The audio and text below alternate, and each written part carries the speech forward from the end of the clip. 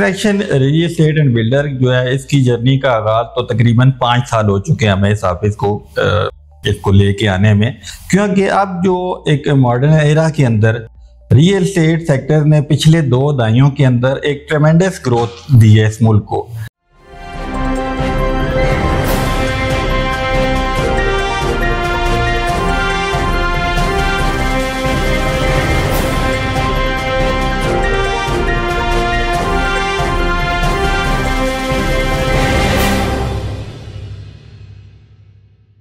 बिस्मिल्लाहिर्रहमानिर्रहीम, अस्सलामुअलैकुम। लाखों करोड़ों दुरूद आप सल्लल्लाहु अलैहि वसल्लम पर और आप सल्लल्लाहु अलैहि वसल्लम की आल पर। आज हम मौजूद हैं बहरिया टाउन रावलपिंडी के फेज 7 में, जहां पे हम आपकी मुलाकात करवाएंगे एक मशहूर मरूफ बिजनेसमैन है और उसके साथ साथ बेहतरीन उनका तजर्बा है कारोबार के अंदर, स्पेशली जो रियल एस्टेट का सेक्टर है और उसके साथ साथ जो कंस्ट्रक्शन इंडस्ट्री है उसके अंदर उनका बहुत ज्यादा तजर्बा है और एक बहुत जबरदस्त मोटिवेशन है, डेडिकेशन है उन लोगों के लिए जो या तो फ्रेश ग्रेजुएट हुए हैं, जिन्होंने बिजनेस स्टडी किया है और वो फ्रेश ग्रेजुएट होके बिजनेस स्टार्ट करने का सोच रहे हैं, या जिनका छोटा कारोबार है वो अपने कारोबार को एक्सपेंड करना चाहते हैं।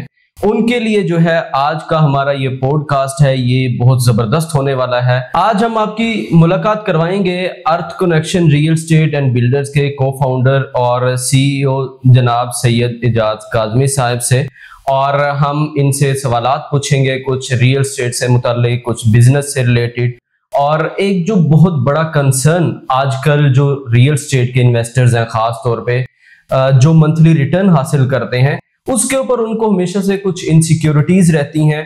और इसके साथ साथ इनसे हम ये भी पूछेंगे कि गवर्नमेंट ने रियल एस्टेट सेक्टर के लिए क्या इकदामात किए हैं और इनका क्या किरदार रहा है अब तक रियल एस्टेट के अंदर, अगर कोई चेंजिंग्स रिक्वायर्ड है और गवर्नमेंट की तरफ से मजीद कुछ चीजें रिक्वायर्ड है, तो हम बगैर किसी जो है वो इंतजार के आपकी मुलाकात करवाते हैं सैयद एजाज काज़मी साहब से। हम बहुत शुक्रगुजार हैं कि उन्होंने अपनी मसरूफ जिंदगी में से थोड़ा सा वक्त जो है हमारे लिए निकाला है। तो डिस्कशन का हम जो है आगाज करते हैं। अच्छा, सैयद एजाज काज़मी साहब हमारे साथ मौजूद हैं। अस्सलाम वालेकुम सर, कैसे हैं? वालेकुम अस्सलाम। सबसे पहले मैं आपका शुक्रिया अदा करना चाहूँगा कि आपने हमें मौका दिया अपने मैसेजेस अपने व्यूवर्स तक पहुँचाने का।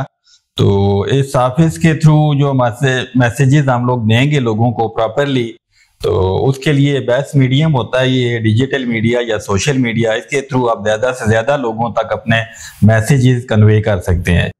अच्छा सर, सबसे पहला हमारा ये क्वेश्चन है कि जैसे हमने इंट्रोडक्शन में बताया अर्थ कनेक्शन के बारे में, तो आपकी जो ये वाली जर्नी थी ये कब और कहां से स्टार्ट हुई? अच्छा, Earth Connection real estate and builder जो है इसकी जर्नी का आगाज तो तकरीबन 5 साल हो चुके हैं हमें इस ऑफिस को इसको लेके आने में, लेकिन रियल एस्टेट के शोबा के अंदर 12 से 15 साल का मेरा अपना पर्सनल एक्सपीरियंस है। ऑन एंड ऑफ किया जाए तो ये 15 से 20 साल बन जाते हैं। इस फील्ड के अंदर आने से पहले जो एक परसेप्शन बनी हुई थी कि इसमें जो तबका आ रहा है वो ज़्यादा एजुकेटेड नहीं है, लेकिन ये परसेप्शन आने के बाद ये रियलाइज़ किया मैंने भी, या जिन लोगों के साथ मैंने काम किया, तो ये टोटली चेंज हो गया इस फील्ड में आने के बाद। क्योंकि अब जो एक मॉडर्न एरा के अंदर रियल एस्टेट सेक्टर ने पिछले 2 दहाइयों के अंदर एक ट्रेमेंडस ग्रोथ दी है इस मुल्क को। इस मुल्क की इकानमी को बूस्ट अप करने में रियल एस्टेट का शोबा पिछली 2 दहाइयों के अंदर नुमाया किरदार इसने अदा किया। तो इस शोबा के अंदर आके बहुत ज़्यादा मोटिवेशन मिली है, और इस मोटिवेशन के साथ साथ डेडिकेशन भी खुद ऑटो आती चली गई। बहुत से लोगों को ट्रेन किए, अपने साथ जोड़ा है, बहुत से इन्वेस्टर को साथ साथ अपने ग्रुप में लिया है, और उन लोगों को प्रॉपरली एजुकेट करने के बाद उनकी इन्वेस्टमेंट एग्जीक्यूट करवाई है, और अकॉर्डिंगली उनको रिजल्ट माशाल्लाह से लेके दिए हैं इस मार्केट के अंदर। तो इस वजह से अल्हम्दुलिल्लाह बहुत ज़्यादा मोटिवेटेड और पैशनेट होकर हम लोग काम करते हैं, और यही वजह कि अर्थ कनेक्शन ने 5 सालों के अंदर बहुत ज़्यादा मार्केट के अंदर अपनी अच्छी रेप्यूट बना ली है। अच्छा सर, अर्थ कनेक्शन के कौन कौन से प्रोजेक्ट हैं जो इस वक्त चल रहे हैं? इस वक्त जो हमारा प्रोजेक्ट लाइमलाइट के अंदर है, जिसके लिए हम लोग कैंपेन भी कर रहे हैं, वो हमारा बुर्जुल डिस्ट्रिक्ट प्रोजेक्ट है, जिसके अंदर हमने ऐसे फीचर्स भी रखे हैं कि जो सोर्स ऑफ अट्रैक्शन बनेंगे ना सिर्फ हमारे लिए, बल्कि राइट लेफ्ट जितनी हमारे साथ बिल्डर ग्रुप काम कर रहे हैं हमारा प्रोजेक्ट अपने यूनिकनेस के लिहाज से उन लोगों को भी कुछ ऐसे फीचर देगा, सोर्स ऑफ अट्रैक्शन बनेगा कि उनकी प्राइसेस के ऊपर भी असरअंदाज होगा ये प्रोजेक्ट। तो यूनिकनेस प्लस डिफरेंशिएट करना अपने आप को दूसरे बिल्डर्स ग्रुप से, ये की फीचर्स होते हैं, आपकी सक्सेस इसके ऊपर मैटर करती है। अच्छा, ये तो आपका चलो प्रोजेक्ट के बारे में डिस्कशन हो गई। इसके अंदर आप अभी भी क्या बिजनेस अपॉर्चुनिटीज दे रहे हैं? क्या इसके अंदर लोगों को मंथली क्या इनकम उनको जनरेट हो रही है? और स्पेशली मैं ये पूछना चाहूंगा कि अगर कोई बंदा 50-60 हज़ार पे नौकरी कर रहा है तो वो किस तरह से आपके प्रोजेक्ट के अंदर इन्वेस्टमेंट कर सकते हैं? अच्छा, किसी भी बिजनेस की जो सक्सेस का दारोमदार होता है उसके बिजनेस मॉडल के ऊपर, उसकी सक्सेस का जो बेस करती है वो उसके बिजनेस मॉडल के ऊपर। आया आपने अपना बिजनेस मॉडल किन लोगों के लिए लेके आप मार्केट में आए हैं? अगर आपके बिजनेस मॉडल के अंदर सिर्फ एक एलीट तबका या एक हैंडसम सैलरीड लोगों के लिए अगर आपने बिजनेस मॉडल लिया है तो आप सोसाइटी का बहुत मेजर पोर्शन को आप कट डाउन कर देंगे। तो हम लोगों ने एक ऐसा बिजनेस मॉडल लेके आए मार्केट के अंदर जिसके साथ हमारे लो इनकम ग्रुप को भी हम लोगों ने अपॉर्चुनिटीज दी है कि अगर वो चीज कोई बाय नहीं कर सकते फॉर द लॉन्ग रन तो हमारे साथ शॉर्ट टर्म इन्वेस्टमेंट भी इस प्रोजेक्ट की बेस के ऊपर कर सकते हैं। तो इसका फायदा इवेंचुअली हमारे ज्यादातर उन इन्वेस्टर्स को हो रहा है जिनकी इनकम प्रोफाइल थोड़ी सी लो आ जाती है। तो इसमें ज्यादा से ज्यादा कनेक्टिविटी की कोशिश की गई है, ज्यादा से ज्यादा लोग कनेक्टिविटी रखें इस प्रोजेक्ट के साथ, इस ऑफिस के साथ, और उनको हम एक हैंडसम मतलब एक ऑफर दें मंथली, ताकि उन लोगों के ऊपर भी जो ये इन्फ्लेशन आया है उसको काउंटर किया जा सके। अच्छा, ये जो कैश के ऊपर मंथली रिटर्न देते हैं आप, बहुत सारे लोग इस चीज के बारे में कंसर्न है, इनसिक्योरिटीज हैं लोगों के अंदर, इस चीज को आप कैसे एलैबोरेट करते हैं? अच्छा, इसमें जो मंथली रिटर्न के ऊपर दो तरीके से इनसिक्योरिटीज आ रही है मार्केट के अंदर। एक इनसिक्योरिटीज आप ही आती है मजहबी तौर के ऊपर, लोग इनसिक्योर फील करते हैं कि आया ये चीज उसमें रिबा के अंदर तो नहीं आ जाती। और दूसरा ये एक पीयर फैक्टर्स होता है कि ये पैसे लेके कंपनी स्कैम करके पैसा लेके ही ना भाग जाएं।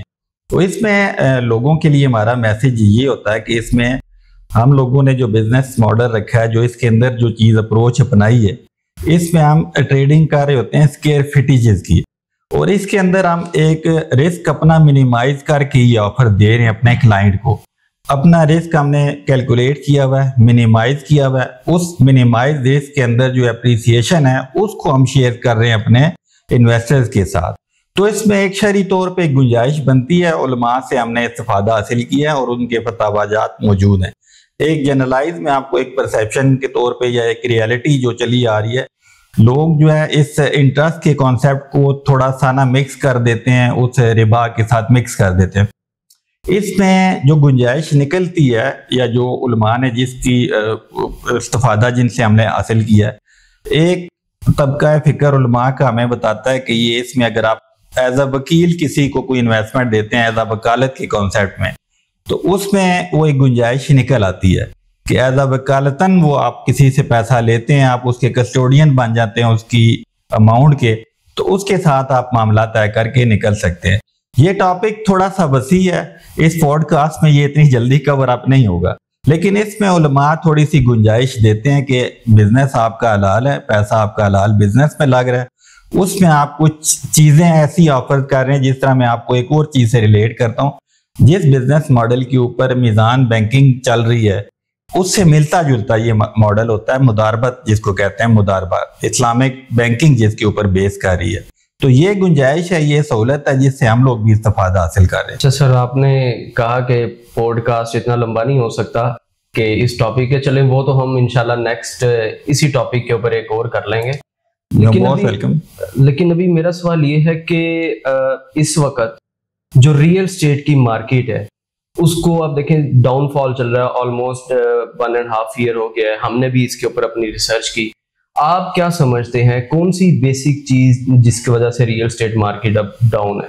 अच्छा देखें, रियल एस्टेट आपकी इस मुल्क की जो है ना बैकबोन समझी जाती है, यही आपकी स्ट्रेंथ है। जिस तरह मैंने इंट्रो में बात की थी, इसमें मल्टीपल रीजन होती हैं, लेकिन इस वक्त मेजर रीजन जो पॉलिटिकल इंस्टेबिलिटी आपके सामने है, पाकिस्तान की जो पिछले 1-1.5 साल के दौरान अनरेस्ट पॉलिटिकल सिचुएशन रही है, ये डायरेक्टली मैटर्स करती है आपकी इकोनॉमिकल सिचुएशन के साथ। अगर पॉलिटिकल रेस्ट मोड में पाकिस्तान आ जाता है तो सारे बिजनेसेस चलना शुरू हो जाते हैं। हमारे इस मुल्क में जिस तरीके से जो हमारी स्ट्रेंथ है वो हमारी मेन पावर है, जो मिडल ईस्ट कंट्रीज के अंदर गई हुई है हमारा ओवरसीज पाकिस्तानी, वो हमें रिमिटेंसेस भेजते हैं। जिस तरह आपने बात की कि करंट सिनेरियो में आप लोगों ने भी रिसर्च की है, बल्कि हम सारे ही देख रहे होते हैं चीज़ों को, ये असल टाइम होता है काम करने का, अपने आप को अलाइन करने का। क्योंकि देखें, क्राइसिस कोई भी होता है उसके अंदर अपॉर्चुनिटीज भी क्रिएट होती हैं। अब इस क्राइसिस के अंदर अपॉर्चुनिटीज उन लोगों के लिए क्रिएट हो रही हैं कि जो प्रॉपर विल के साथ काम कर रहे हैं, जिन लोगों ने प्रॉपर वर्किंग की हुई है, जिन्होंने इस पिक्चर को भी अपने प्लानिंग का हिस्सा बनाया कि अगर साल 2 साल 3 साल तक अगर बिजनेस सफर करते हैं तो उनके पास क्या प्लानिंग है उससे कम आउट होने के लिए, या अपने इन्वेस्टर को वो इस सिचुएशन से कैसे निकालेंगे, साथ किस तरह कैरी फॉरवर्ड करेंगे अपने नेक्स्ट वेंचर की तरफ। तो इसमें एक तो डायरेक्टली ये रिलेट करता है आपका रियल एस्टेट हमेशा पॉलिटिकल विल के साथ। अगर हुकूमत मुस्तहकम होगी, पॉलिटिकल स्टेबिलिटी होगी, तो ज़ाहिर है डायरेक्टली इफेक्ट करेगी मार्केट। अभी आप क्या समझते हैं इस बजट की वजह से कोई उस पे? अच्छा, इस बजट के अंदर भी जो ये बजट जो अभी आया, अल्लाह करे ये इसी तरह ही रहे, ये एक मिनी बजट की तरह ना हो, अल्लाह करे। ये बजट देखें एक बैलेंस बजट था। इसमें रियल एस्टेट के शोबा के अंदर इन्होंने कोई नया टैक्स नहीं लगाया, प्लस इन्होंने भी इनकरेज करने की कोशिश की है ओवरसीज को कि 50,000 तक के रिमिटेंसेस भेजें, तो उसके ऊपर उन्हें कोई कार्ड ऑफर किया जा रहा है। रोशन डिजिटल अकाउंट को दोबारा से ये एग्जामिन कर रहे हैं कि इसके थ्रू ज्यादा से ज्यादा पाकिस्तानी भेजें। देखिए, एक चीज है, मैं ये मैसेजेस अपने सेशन में डिफरेंट फोरम पे भी देता रहा हूँ। एक चीज होती है आपकी पॉलिटिकल किसी पोजीशन होती है, हर बंदे की होती है। एक रियासत के साथ आपका जो एक होना चाहिए ना रिलेशन, वो बाउंडिंग आपकी किसी सूरत नीचे नहीं आनी चाहिए। किसी को ए पार्टी पसंद है, किसी को बी पसंद है, किसी को सी पसंद है, लेकिन रियासत जो है ना वो उसको सबसे ऊपर रखना चाहिए। ये रियासत है तो सारी पार्टीज भी हैं और हम लोग भी बाइज्जत जिंदगी गुजार रहे हैं। अब रियासत की बका का जब मसला आ जाए तो सबको एक पेज पे आ जाना चाहिए। इसमें जो पिछली हुकूमत का रोशन डिजिटल अकाउंट का एक अच्छा स्टेप था, मैं उसको अप्रिशिएट कर रहा हूँ। और उसके थ्रू हमने देखा है कि ये हुकूमत भी चाह रही है कि लोग पैसा भेजे ओवरसीज दोबारा। अब ये जो रिमिटेंसेज आता है ये सारा ओवरसीज बेस के ऊपर ही आते हैं। मसलन रेमिटेंस होता ही ओवरसीज का, तो वो होम रेमिटेंस से ज्यादा जो है ना इन प्रोजेक्ट के ऊपर सरमायाकारी करता है ओवरसीज। ये महफूज सरमायाकारी समझी जाती है, इसलिए कि इसमें कोई फैक्ट्री या कारखाना लगाने के लिए जो इस वक्त कास्ट ऑफ प्रोडक्शन है वो एनर्जी की वजह से और मल्टीपल रीजन है, थोड़ा सा मुश्किलात का सामना करना पड़ता है, उस तरफ इन्वेस्टर आ नहीं रहे। हम खुद ये चाहते हैं कि बाकी इंडस्ट्रीज को भी इंसेंटिव दिए जाए। रियल एस्टेट का जिस तरह पिछली हुकूमत ने एक स्टेप और उठाया था, एक एमनेस्टी स्कीम दी थी, जिसकी वजह से बहुत सारा पैसा इस फील्ड के अंदर आया और इंडस्ट्री चलना शुरू हो गई थी।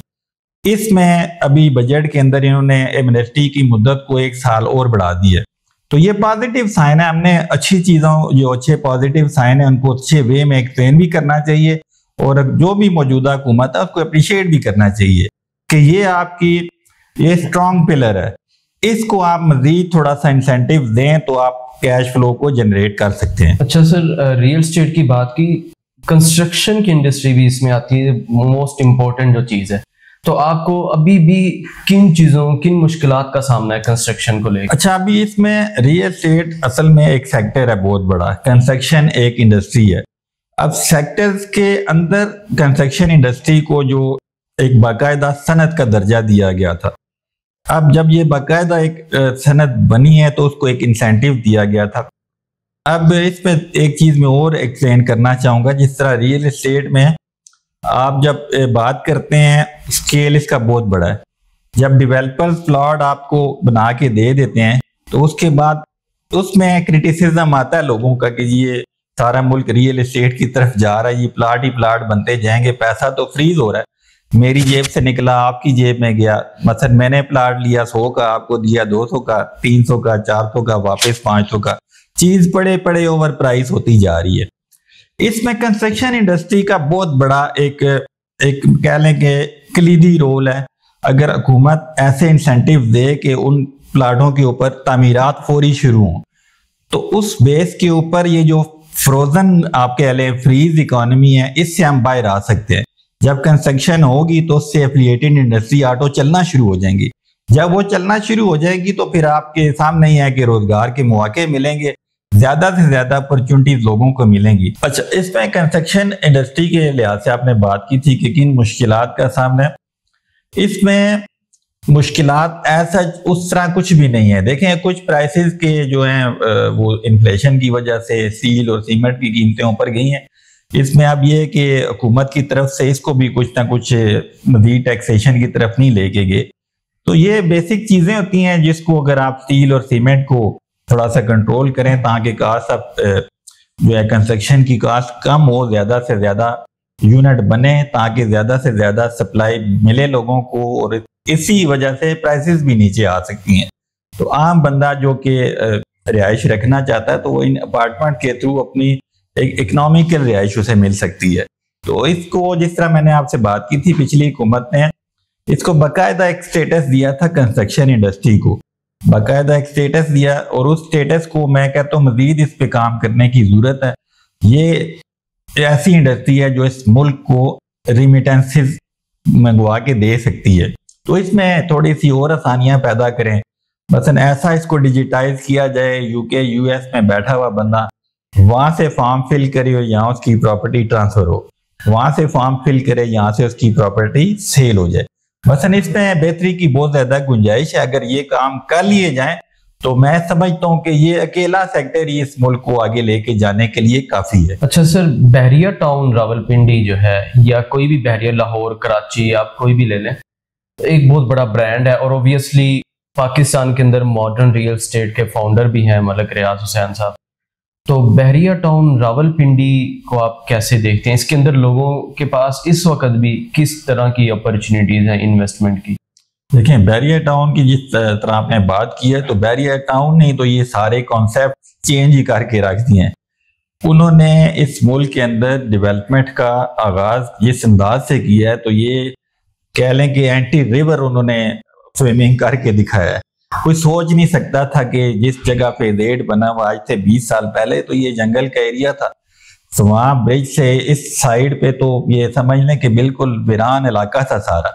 यहाँ पे एक ऐसा शहर आबाद हो चुका है, ये पूरा शहर है फ्रेजेड।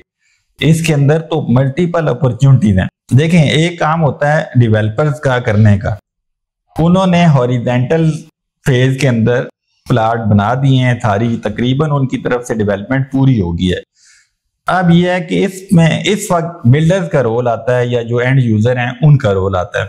वर्टिकल एक्सेस के अंदर अब काम शुरू है।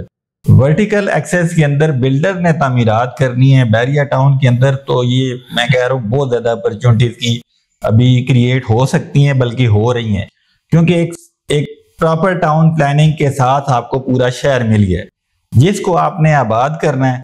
अपने लिए भी आप लोगों ने बिजनेस करने और लोगों को भी अट्रैक्शन। एक और यहाँ पे मैं एडिशन करना चाहूंगा कि बहरिया टाउन में इस वक्त करंट जो मार्केट सिचुएशन है, पहले तो हमने ओवरऑल डिस्कस किया था रियल, स्पेसिफिकली बहरिया टाउन में क्या इस वक्त मार्केट सिचुएशन? बहरिया टाउन में मार्केट सिचुएशन, बहरिया टाउन ही मार्केट बनाता भी है और बहरिया टाउन से ही मार्केट को एवेल्युएट भी किया जाता है। अगर बहरिया टाउन की मार्केट ऊपर होगी तो इट मींस बाकी रियल एस्टेट सेक्टर्स भी चल रहा होगा। अगर बहरिया टाउन की मार्केट डाउन होगी तो बाकी रियल एस्टेट सेक्टर्स भी डाउन होगा, क्योंकि ये मेजर प्लेयर बन गया है इस रियल एस्टेट के अंदर। अभी से नहीं, 10 सालों से यही चल रहा है। तो बहरिया टाउन की मार्केट में उतार चढ़ाव जरूर आते रहते हैं, लेकिन वो एसेट जो कि डिलीवर हो चुके हैं उनकी कीमतों में कोई खास कमी नहीं हुई है। इसमें सिर्फ होता ही है कि जिस तरह पॉलिटिकल अनरेस्ट की मोड में आया ये मुल्क, थोड़ी सी ट्रांजैक्शन जरूर रुक जाती हैं, लेकिन प्राइसेस के अंदर खातर खा कमी नहीं हुई। प्राइसेस उसी तरीके से स्टेबल हैं, बल्कि डे बाय डे वो ऊपर चली जा रही हैं। और मार्केट के अंदर जो है जिस तरह बिल्डर्स बहुत सारे प्लान लेके आए, तो एक फेज 8 के अंदर जिस जगह हम लोग भी प्रोजेक्ट कर रहे हैं, वेल मार्केटेड एरिया हो गया है। बहुत सारी कंपनीज अपने वेंचर यहाँ पे कर रही हैं, जिसकी वजह से पूरे मुल्क के अंदर जो तामीरात हैं, अगर इक्वेशन निकाला जाए तो फेज 8 का ये पैच जिसको बिजनेस डिस्ट्रिक्ट बोलते हैं, इसके अंदर सबसे ज्यादा तामीरात हो रही हैं और एक ही टाइम पे हो रही हैं। और इस वजह से यहाँ की मार्केटिंग पूरी दुनिया के अंदर चल रही है, जहां जहां ओवरसीज पाकिस्तानी बैठा हुआ है। तो मार्केट के हालात जो है कुछ चीजों से तो रिलेट करते हैं, लेकिन बहरिया टाउन की अपनी एक मार्केट बन चुकी है जिस पे लोगों ने इसके अंदर ट्रेडिंग करनी होती है।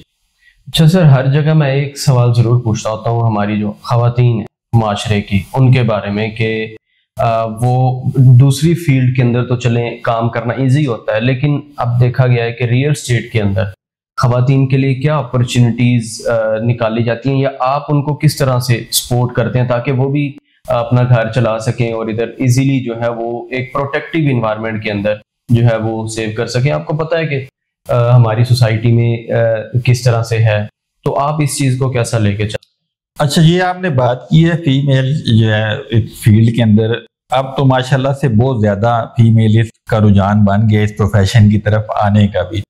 और इस फील्ड के अंदर देखें ये जेंडर डिफरेंशिएशन नहीं है, जो बंदा भी सेल्स ओरिएंटेड है, मार्केटिंग कर सकता है, सेल्स कर सकता है, उसके अंदर स्किल्स हैं, तो वो इस फील्ड के अंदर आ सकता है। इसमें देखें मैंने जिस तरह बात की थी, अब ये परसेप्शन टोटली चेंज हो चुका है। अब इस फील्ड के अंदर पढ़ी लिखी कंपनीज प्रॉपर रजिस्ट्रेशन के साथ आ रही हैं, तो एक कॉर्पोरेट इन्वायरमेंट बन गया जिसमें फीमेल को बल्कि ज्यादा इंकरेज किया जाता है कि वो आए। इसमें कॉल सेंटर बन गए सब कंपनीज के, अपने मीडिया हाउसेज बने हुए हैं, बहुत ज्यादा प्रोजेक्शन है, फीमेल के लिए बहुत ज्यादा स्कोप है। और अल्हम्दुलिल्लाह हमारे ऑफिस के अंदर भी बहुत ज्यादा एक फैमिली इन्वायरमेंट है जिसमें फीमेल बहुत ज्यादा अच्छा परफॉर्म भी कर रही हैं और अच्छे रिजल्ट ओरिएंटेड हमारे टास्क को वो पूरा कर रही हैं। अच्छा सर, फ्यूचर प्लान्स आपके क्या हैं? हाई राइज तो चले आपने बना लिया, और उसके बाद भी आई थिंक आप एक और हाई राइज का इरादा रखते हैं, सोसाइटी बनाने का प्लान? अभी कुछ चीजें जो मैं डिस्क्लोज नहीं करना चाहूंगा, वर्किंग हमारी हर एंगल पे चल रही है, उस तरफ भी हम लोग देख रहे हैं, चीजों को एग्जामिन कर रहे हैं, लेकिन इसमें अच्छा खासा एक्सपीरियंस गेन करने के बाद मसलन इतना इजी टास्क नहीं है सोसाइटी बनाना, बहुत से इदारों से आपको डील करना पड़ता है, बहुत से एनओसीज वगैरह लेने पड़ते हैं। हाई राइज उसकी निस्बत बहुत इजी है, तो फ्यूचर प्लान का हिस्सा जरूर है, हमारे पास प्रपोजल पड़े हुए हैं, हम लोगों ने कुछ ऐसी चीजें की हुई हैं कि जिस तरफ हम जाएं, लेकिन अपने आप को वेल प्रिपेयर करना उस फेज की तरफ लेके जाने के लिए ये इट्स टू अर्ली कि हम अभी से एग्जीक्यूट कर सकें उस चीज के अंदर। तो पहले थोड़ा सा इस फील्ड के अंदर मजीद हम थोड़ा सा अपने आप को जो है अब शो करना चाह रहे हैं, उसके बाद इंशाल्लाह फ्यूचर में हम जो आपका प्रोजेक्ट है बुर्जुल डिस्ट्रिक्ट, इसके बाद कौन सा प्रोजेक्ट आप कर रहे हैं? हमारा बुर्जुल डिस्ट्रिक्ट के बाद हमने इसी पैच के अंदर 3 से 4 और लोकेशन के ऊपर ना प्रोजेक्ट करने हैं, प्लस इस मिडल रिंग रोड के ऊपर हमारे जो है ना मैप वगैरह अप्रूव्ड हो चुके हैं। तो हमारे इस साल के बिगिनिंग में, नए साल की बिगिनिंग में या इस साल की एंडिंग में बहुत सारी हाई राइज के प्रोजेक्ट हमारे इंशाल्लाह हम इनकी ओपनिंग शुरू कर देंगे। अच्छा, मैं एक चीज यहाँ पे पूछना चाहूंगा कि बिजनेस डिस्ट्रिक्ट जिस तरह से बहरिया का है, या मैं अगर मिसाल दूं तो रवाट टी चौक से लेके अगर आप पूरा बहरिया फेज 4 देखें, फेज 7 देखें, फेज 8 देखें, तो इतने ज्यादा हाई राइज प्रोजेक्ट हैं, कोई हजारों की तादाद, तकरीबन 1000 से ज्यादा तो होंगे। तो आप क्या समझते हैं, इतनी डिमांड एंड सप्लाई है? अच्छा, इसमें जो एक और चीज है ना, जो इस मार्केट के अंदर जिसका रुझान बना है, ट्रेंड जो है आपको पता है, trend always be a friend, trend change होते रहते हैं। अब ये ट्रेंड हाई राइज का जिस वक्त आया हुआ है इस वक्त, इसमें देखें मैंने पहले बात की थी, डेवलपर हॉरिजेंटल स्टेज के ऊपर जाता है, वर्टिकल्स में बिल्डर आ जाते हैं। अब शहर की एक्सपेंशन इतनी ज्यादा हो गई है कि ये आपने टी चौक की बात की, ये किसी दौर में ये बिल्कुल वीरान इलाके थे सारे, अब यहाँ पे इतने ज्यादा हाई राइज बनना शुरू हो गए। जब ये सप्लाई हम ऊपर करेंगे, ये डिमांड इससे भी ज्यादा है। मसलन एक सर्वे के मुताबिक सालाना 20 लाख घरों की शॉर्टेज है इस मुल्क में, लेकिन वो शॉर्टेज डिमांड में कन्वर्ट हो नहीं पा रही। इसलिए नहीं हो पा रही कि अफोर्डेबल प्राइस के अंदर चीजें नहीं मिल रही, लेकिन आप जब आप सप्लाई चेन बढ़ाएंगे तो प्राइसेस जो है वो डेफिनेटली नीचे आना शुरू हो जाएंगी। उसके लिए अभी भी हम जो जरूरत पूरी कर रहे हैं वो उसका मैं कह लूँ 0.% किसी बिलो एवरेज रखें, उतनी जरूरत भी पूरी नहीं हो रही। लोगों की नजर में ये बहुत ज्यादा है, लेकिन हमारी नजर में डिमांड इससे बहुत ज्यादा है, जिसकी वजह से एक चीज मैं और ऐड करना चाहूंगा कि ये जो कमर्शियल जीटी रोड बहरिया टाउन में या इस तरह बहुत ज्यादा हाई राइज आ गया। इसमें बिजनेस किस तरीके से, बिजनेस की अपॉर्चुनिटीज क्या होंगी, ज्यादा कमर्शियल है, बिजनेस कैसे निकलेगा। तो देखें इसमें आपको एरिया वाइज स्टडीज भी करनी पड़ती हैं, आपने एनालिसिस उस बेस के ऊपर करना है। मैं पिंडी इस्लामाबाद के शहरियों को तो ये एग्जांपल देता भी रहता हूँ, उन्हें समझ भी आ जाती है कि पिंडी इस्लामाबाद के शहरी जो है F6 और F7 एक स्टेटस सैंबल था, हमारा बचपन सैटेलाइट ऑन में गुजरा, तो वो होता था स्टेटस सैंबल, लोग F6 F7 जाते थे, हालांकि वो मरकज था F6 और F7 का, सुपर जना सुपर। इसी तरीके से ये बैरिया के जो कमर्शियल हैं ये स्टेटस सैंबल बनने जा रहे हैं, उसको रिप्लेस कर देंगे। लेकिन अभी भी एक बात मैं ऐड, इतनी सारी शॉप्स, अब हर प्रोजेक्ट ने शॉप्स बना दी, आप क्या समझते हैं ये सारे बिजनेस चलेंगे यहाँ? हाँ। किसी ने देखें कोई ग्राउंड से टॉप तक रेजिडेंशियल कोई एक आधी होगी बिल्डिंग, हालांकि आपने खुद कहा कि घरों की शॉर्टेज है, तो आपके ख्याल से असल में पूरा एक प्लेटर बनता है, नीचे कमर्शियल, ऊपर रेजिडेंशियल और ऑफिसेज, ये पूरा प्लेटर बना। बिजनेस कहाँ से लाएंगे आप? अगर वो मैं आपको बता रहा हूँ, इसमें देखिए हमें स्टडी करनी पड़ती है, एनालिसिस करने पड़ते हैं कि ये बिजनेस आएगा कैसे। इस वक्त भी अगर आप रेटिंग वाइज देखा जाए, जहाँ पे हमारा ऑफिस है ना, यहाँ तक प्रॉपर कमर्शियल है, जिसके अंदर बहुत से ब्रांड भी बैठे हुए हैं, बहुत सारी चीजें आ रही हैं। फेज 8 के अंदर अभी भी उस तरीके से ब्रांड पहुंचे नहीं है। यहाँ बिजनेस डिस्ट्रिक्ट के अंदर जब हम ब्रांड को लेके जाएंगे तो लोगों ने, जो ब्रांड कॉन्शियस लोग हैं, वो एक एनवायरनमेंट को भी देखते हैं कि इस एनवायरनमेंट के अंदर ये फुटफॉल आएगा। थारा GT रोड का 10 से 12 लाख गाड़ी यहाँ से गुजरती है, तो ये फुटफॉल सिर्फ बैरिया का नहीं है, ये रोड का फुटफॉल भी इन कमर्शियल्स के ऊपर आएगा। थोड़ा सा फुटफॉल GT रोड का भी इस कमर्शियल के ऊपर आएगा। पिंडी इस्लामाबाद की सारी मार्केट के ये कमर्शियल है। अब उस सारी मार्केट को एक ऐसा एनवायरनमेंट मिलेगा कि लोग अपने मसलन कॉफी पीने के लिए भी अगर कोई बंदा आएगा तो उसे ये जगह अट्रैक्ट करेगी, एडमायर करेगी कि फेज 8 चलते हैं। दरमियान में गुलबर्ग ग्रीन भी एक है, वहां पे भी बहुत ज्यादा कमर्शियल हमने देखे हैं, तो वो नहीं, इस पैच उसको नहीं वो अट्रैक्ट करेगा, इधर वाले उधर से इधर आएगा। प्लस माइनस और एवरेज चीजें तो हर जगह होंगी। यहाँ पे असल में जो कंपनी, जिस तरह एक होटल चेन के तौर पे हर एक का अपना अपना एनालिसिस है, उसके अंदर गुलबर्ग के अंदर उसका अपना एक एनालिसिस है। उसके पीछे आबादी इतनी ज्यादा नहीं है, फुटफॉल तो इससे भी ज्यादा अच्छा है उसका, लेकिन उसके पीछे आबादी नहीं है। इसमें फुटफॉल के साथ साथ बैरिया टाउन की अपनी आबादी प्लस DHA के 5 सेक्टर इसके साथ कनेक्टेड है फेज 8 के साथ। सबसे बड़ी न्यूज पिंडी रिंग रोड की है, जिसने गुजरना है रवाज से लेके ठरिया इंटरचेंज तक। तो ये जितना भी ट्रैफिक आपका दोनों तरफ से, GT रोड प्लस मोटरवे से, सारा ट्रैफिक जो है फेज 8 पहले आएगा, उसके बाद उसने पिंडी सिटी की तरफ जाना है। तो इस वजह से फुटफॉल जो है ना वो अट्रैक्ट कर जाएगा फेज 8। जिस तरह अभी एक और न्यूज चल रही है जिसपे काम भी हो रहा है, वो समड़ियाल से, सियालकोट से, लाहौर समड़ियाल से मोटरवे निकली है, अब समड़ियाल से खारियां तक पैच पे काम शुरू हो गया। ये रोड भी गुजर खान तक टच करती हुई आ रही है। तो हर तरीके का ट्रैफिक फ्लो जो है इसी एरिया के, इस रेडियस के अंदर ही है। जब इस रेडियस के अंदर इतना फुटफॉल बन जाएगा तो ये कमर्शियल ऑटो चलना शुरू हो जाएंगे। कमर्शियल के लिए अंदर आपको पता है जो लोकेशन ही मैटर करती है, जितनी ज्यादा फुटफॉल के अंदर अपना डिस्प्ले बनाएंगे उतने सक्सेस रेट आपका ज्यादा है। तो बैरिया टाउन का ये जो पैच है, इसके अंदर सारी तरफ से कनेक्टिविटी बहुत ज्यादा स्ट्रांग है।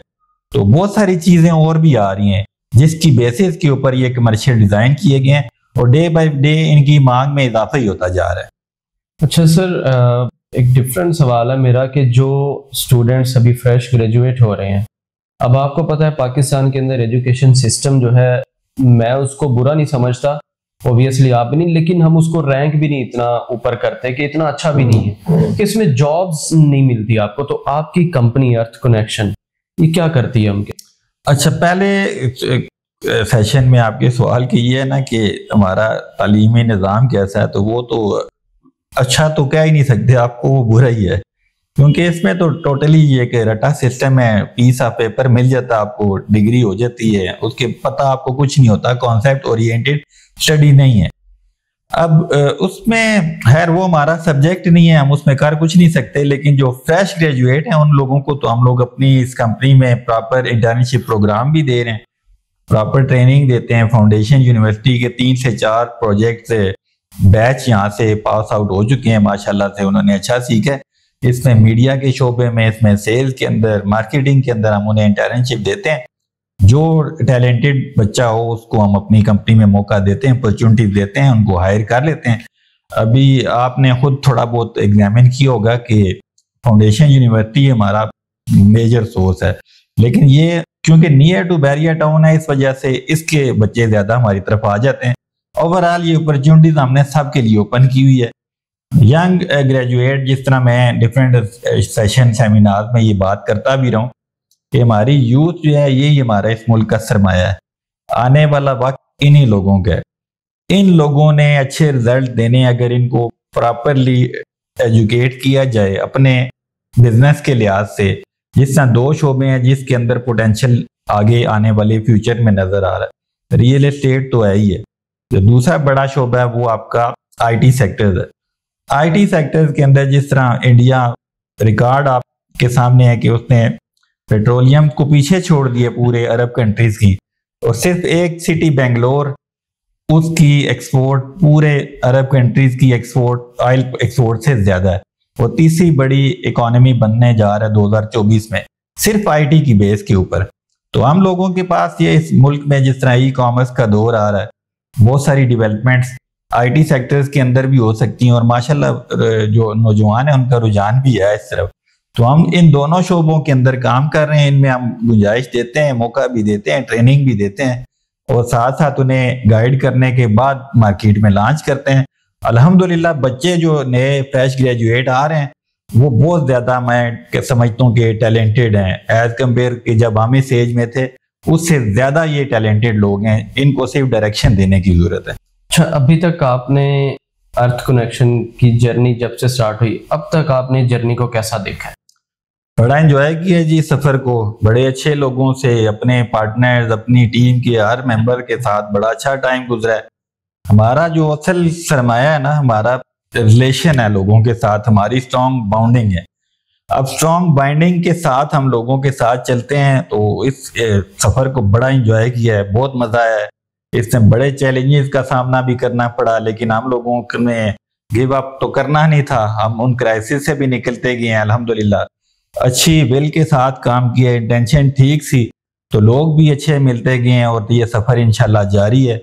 मिशन हमारा एक ही है कि win win situation for everyone, सबके लिए अच्छी सिचुएशन रखी जाए, अपने लिए, अपने इन्वेस्टर्स के लिए और एंड यूजर के लिए, और जिसने आके आपके बिजनेस के ऊपर रहना है, जो भी वेंचर आप कर रहे हैं, तो उन सब का ख्याल रखा जाए, तो मैं समझता हूँ आप खुद भी सेटिस्फाइड होते हैं और ज्यादा मोटिवेशन मिलती है। सर, हमारा आखिरी सवाल आपसे ये है कि आप एक तो यूथ को कोई अगर मैसेज देना चाहें, दूसरा कोई भी फील्ड से बंदा ताल्लुक रखता है, चाहे रियल एस्टेट है, इन्वेस्टर है, एंड यूजर है, कोई भी शोबा है, तो आप उनको कोई मैसेज देना चाहें तो आप देखें। मैसेज यूथ को तो मैं मैसेज देते ही रहता हूँ, यूथ ही असल में आपका सरमाया है, और इस मुल्क की स्ट्रेंथ मैंने जिस तरह पिछले क्वेश्चन में भी बताया था, 70% ये मुल्क यूथ के ऊपर इसकी पॉपुलेशन बेस करती है। अब किसी भी मुल्क के अंदर अगर इतनी ज्यादा नंबर ऑफ पॉपुलेशन में अंदर एवरेज इतनी ज्यादा हो, जिस तरह मैंने एक सेशन में बात की थी कि देखें जिस तरह वेल इक्विप्ड हो चुकी है ये यूथ, आपके पास स्मार्टफोन है, US, UK, middle east, for east countries, ठीक है, बाहर इंफ्रास्ट्रक्चर के अंदर तो फर्क होगा, लेकिन टेक्नोलॉजी और डिवाइसेस आपके अपने हाथ में है। अब इससे वो कोई अच्छा करामद काम करें या इसके ऊपर टिकटॉक के ऊपर कोई ऐसी मूवीज बना के अपना टाइम वेस्ट करे, ये उनके अपने ऊपर है। तो इसका अगर प्रोडक्टिव इस्तेमाल करें आईटी के शोबे में या सोशल मीडिया को, इसमें आप अपने मुल्क का भी फायदा कर सकते हैं, प्लस अपने लिए आप अपना गोल जो है वो उसको सेट कर सकते हैं, अपने टारगेट को अचीव कर सकते हैं। और यूथ के लिए बड़ी अच्छी अपॉर्चुनिटीज भी, और ये जो यूथ आ रही है, ये मैंने पहले बात की, ये हाईटेक लोग हैं, ये टेक्नोलॉजी का बेहतर इस्तेमाल करना चाहते हैं, इसका सिर्फ बेस्ट इस्तेमाल करें, बेहतर करना जानते हैं, बेस्ट इस्तेमाल करें, वेस्टेज ना करें टाइम की, टाइम को बेस्ट यूटिलाइज करें, तो आने वाला वक्त जो है वो पाकिस्तान का भी बेहतर होगा और यूथ का माशाल्लाह से अच्छा फ्यूचर नजर आ रहा है। रियल एस्टेट के इन्वेस्टर्स, एंड यूजर्स और इसके अलावा दूसरी फील्ड के जो लोग हैं, उनके लिए कोई पैगाम आपका? रियल एस्टेट के इन्वेस्टर्स को तो देखें, इस वक्त तो सारी मुल्क के लिए ही पैगाम है। जब रियासत के ऊपर बुरा वक्त आता है तो फिर अपने इख्तलाफात को भुला देना चाहिए। जितने फील्ड के अंदर लोग हैं, जितनी डिफरेंट शोबाजात के अंदर काम करने वाले लोग हैं, उनको ज्यादा विल के साथ सामने आना चाहिए। बजाय इसके कुछ अपॉर्चुनिटिस्ट होते हैं लोग, वो डॉलर फ्रीज करके बैठे हैं या गोल्ड फ्रीज करके बैठे हैं, जिसकी वजह से इकोनॉमी श्रिंक कर जाती है, आपकी मुल्क के अंदर शॉर्टेज हो जाती है। बहुत सारी इंपोर्ट बेस्ड इकोनॉमी है, जब इंपोर्ट रुकेंगी, एलसी नहीं खुलेंगी तो बहुत से लोगों का रोजगार सफर कर जाएगा। तो सारे शोबा के लोगों को अपनी स्ट्रॉन्ग विल के साथ सामने आना चाहिए, ज्यादा से ज्यादा काम करें। इस वक्त ज्यादा जरूरत है रियल एस्टेट के इन्वेस्टर को। तो मैं ये मैसेज देता हूँ ओवरसीज को कि इस वक्त रियासत को देखें, किसी पार्टी के साथ ठीक है एफिलिएशन होती है, हर बंदे की होती है, रियासत को देखें, ये बचेगी तो इंशाल्लाह इसमें आपकी पार्टी भी बचेगी, आपकी लाइकिंग डिसलाइकिंग इसकी हम कदर करते हैं। इस रियासत के लिए आप लोगों ने काम करना है और इस वक्त जितना से ज्यादा रेमिटेंस हो सकता है वो भेजें इस मुल्क को, ताकि ये इस सिनेरियो से हम बाहर आ सकें। सैयद इजाज कादमी साहब हमारे साथ मौजूद हैं, जो कि को फाउंडर और CEO हैं Earth Connection real estate and builders के। हमने उनसे हर तरह की बात की, प्रॉपर्टी से रिलेटेड, बिजनेस से रिलेटेड, हर किस्म से उन्होंने बहुत अच्छे जवाब दिए। उम्मीद करता हूँ आप हमारे इस प्रोग्राम से भरपूर फायदा उठाएंगे और हम इनका एक बार फिर शुक्रिया अदा करते हैं। सर आपका बहुत शुक्रिया, आपने हमें जो है कीमती वक्त दिया। अच्छा, मैं आपका भी अहमद साहब रिपब्लिक न्यूज़ की तरफ से आप आए हैं, आपका भी बहुत शुक्रिया अदा करना चाहूँगा कि आप भी इस वक्त इसी स्ट्रगल, इसी कोशिश में हैं कि पाकिस्तान के लोगों को दिखाया जाए, दुनिया को मैसेजेस दिए जाएं कि में ज़्यादा से ज़्यादा इस वक्त ज़रूरत है हर बंदे को इफेक्टिव रोल प्ले करने की। तो मैं आपका भी शुक्रिया अदा करना चाहूँगा कि आपने मौका दिया मुझे अपने व्यूज़ देने का। आज के प्रोग्राम से फिलहाल के लिए इतना ही काफ़ी। अल्लाह हाफिज़।